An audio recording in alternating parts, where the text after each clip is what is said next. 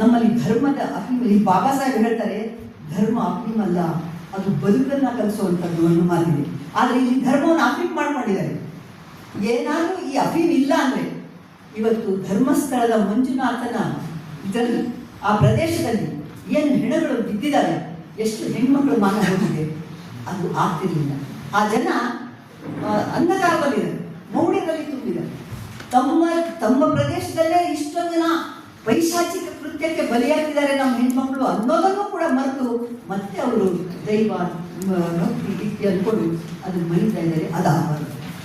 ಆ ಬೆಳಕಿನಲ್ಲಿ ಬಾಬಾ ಸಾಹೇಬ್ ಬೆಳಕಿನಲ್ಲಿ ನೋಡ್ಬೇಕಾಗುತ್ತೆ. ಆ ಬೆಳಕಿನಲ್ಲಿ ನೋಡಿದಾಗ ಆ ಮೌಲ್ಯದಿಂದ ಈಚೆ ಬರೋದು ಸಾಧ್ಯ ಆಗುತ್ತೆ.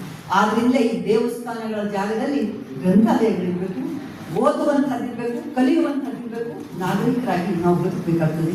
ಆದ್ರಿಂದ ಈ ಎಲ್ಲ ಕೃತ್ಯಗಳನ್ನು ಕೂಡ ನಾವು ಗಮನಿಸಿದಾಗ ಹುಡುಕನ ಮತ್ತು ಓದದೇ ಇರುವಂಥದ್ದು, ಅವಿದ್ಯಾವಂತಿಕೆ, ಅಜ್ಞಾನ, ಮೂಢನಂಬಿಕೆ ಇವು ಈ ದೇಶವನ್ನು ಆಳ್ತಾ ಇವೆ.